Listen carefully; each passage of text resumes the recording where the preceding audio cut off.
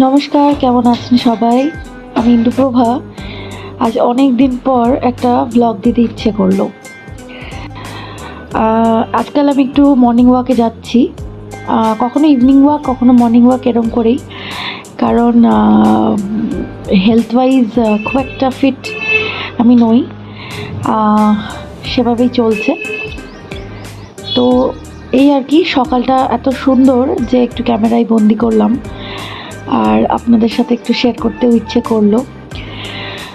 কখনো কখনো ভাবি যে আমার এত নেচার কেন ভালো লাগে।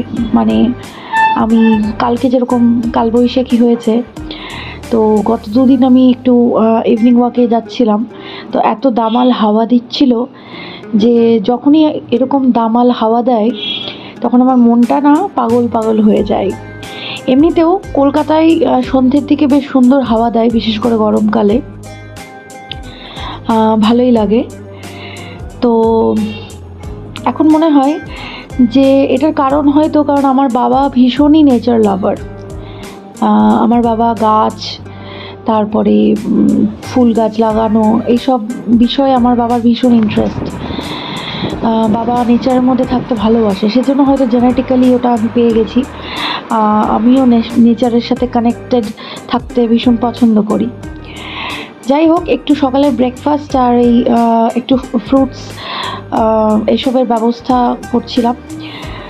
অনেক দিন ধরে আঙুর আনা হয়েছে কিন্তু খাওয়া হচ্ছিল না, তো সেজন্য একটু দই আর আঙুরটাকে মিক্স করে আমি ফ্রিজে রেখে দিলাম। আফটার লাঞ্চ হয়তো সেটা খাবো।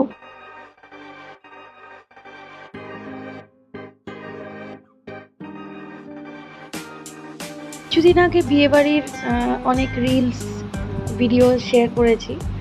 তো পরিবারে বিয়ে মানেই যার বিয়ে হচ্ছে তার তো ভালোই, আর যারা অবিবাহিত তাদেরকে ক্রমাগত একই প্রশ্নের সম্মুখীন হতে হয় যে তোর বিয়েটা কবে হচ্ছে।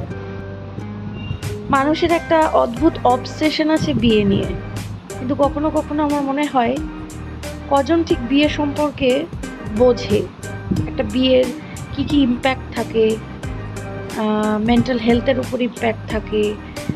কোনো মানুষ আসলেই বিয়ের জন্য পারফেক্ট কিনা, বা সে চাইছে কিনা, বা বিয়ে করতে গেলে কি কি কোয়ালিটিস থাকা দরকার এবং তার মধ্যে সেটা আছে কিনা। তো এগুলো নিয়ে কেউই খুব একটা মাথা ব্যথা রাখে না, এবং তার পরিণতি এটাই হয় যে it ends up in a very bad marriage, এবং তারপর ভীষণ অশান্তি, কেস, এফআইআর 498। তো বিয়েটা কোনো ছেলে খেলার বিষয় না, বিয়েটা একটা ভীষণই গুরুত্বপূর্ণ সিদ্ধান্ত, জীবনের সিদ্ধান্ত, যা একমাত্র তখনই করা উচিত যখন তুমি রেডি।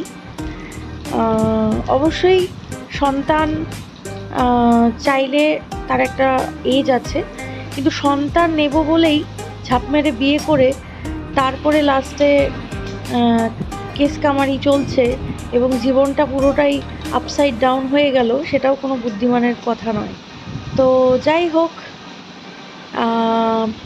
মানুষ এত ভাবে না, এটাই হচ্ছে সমস্যা। পৃথিবীর বেশিরভাগ মানুষই ভীষণই হালকাভাবে জীবনযাপন করে, এবং তাতে যেটা হয় যে তাদের সমস্যার কোনো অন্ত থাকে না, সারা জীবন তারা সমস্যার মধ্যেই পড়ে থাকে, অ্যান্ড জীবনটা একটা ভীষণই স্যাড ট্র্যাজিক স্টোরি হয়ে যায়। কিন্তু জীবনটা তো ভীষণ প্রেশাস, জীবনটা ট্র্যাজিক স্টোরি করলে তো চলবে না। ভগবান যখন এইরকম একটা অমূল্য জিনিস উপহার দিয়েছেন, সেটার মর্যাদা রাখতে হবে এবং সঠিক সিদ্ধান্ত নিয়ে জীবনের দিকে পজিটিভ হয়ে এগিয়ে যেতে হবে, আমার এটাই মনে হয়। আর বিয়ে মানুষের 50 বছরেও হয়, 70 বছরেও হয়। এখন তো সমাজ অনেক উদার, এবং এখন ভীষণই ওপেন সোসাইটি, এরকম অনেক ক্লাবস আছে, এরকম অনেক কমিউনিটিস আছে যেখানে লেট ম্যারেজ, বা যারা ধরুন বিয়ে করেছে, পার্টনার মারা গেছেন, তারা আবার রিম্যারি করতে চায় বা একাকিত্বের জন্য মানুষ খুঁজছে, এরকম অনেক কমিউনিটিস রয়েছে যেখানে মানুষ ইন্টারাক্ট করে। কিন্তু সাধারণ মধ্যবিত্ত সমাজ কিছুতেই সেটা গ্রহণ করতে চায় না। সেটা তাদের সমস্যা। আমরা যারা একটুখানি উন্নত মানসিকতা ধারণ করি তারাই আসলে সমাজটাকে কিছুটা হলেও পরিবর্তন করার চেষ্টা করবে, এবং সেটাই কাম্য হওয়া উচিত। যাই হোক, লাঞ্চের একটা প্রিপারেশন করা হলো। আজকে দিনটা খুব সুন্দর, অনেক দিন বাদে একটা ব্লগিং করলাম, ইচ্ছে করছিল। এবার বাড়িতে গিয়ে সেরকম মানে ভয়েস ওভার দেওয়া হয়নি, অনেক রিলস টিলস করেছি। ভীষণ ব্যস্ত ছিলাম, আমি খুব অসুস্থও ছিলাম। কালবৈশাখী,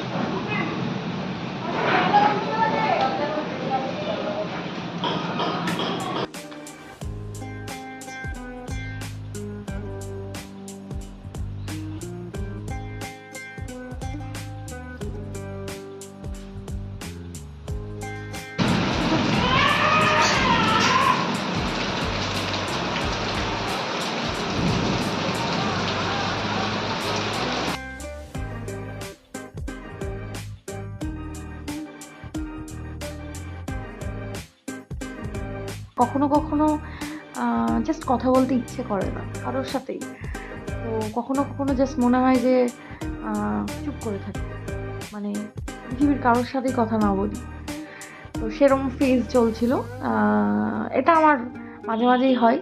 আমার ব্লগটা কেমন লাগলো কমেন্ট করবেন। যদি ভালো লেগে থাকে, অনেক দিন পর আমার ব্লগটা যদি একটু ইন্টারেস্টিং লেগে থাকে, একটু অন্যরকম লেগে থাকে, তাহলে আমায় জানাবেন। আর ভালো থাকবেন। আবার যদি ব্লগ করি তখন কথা হবে।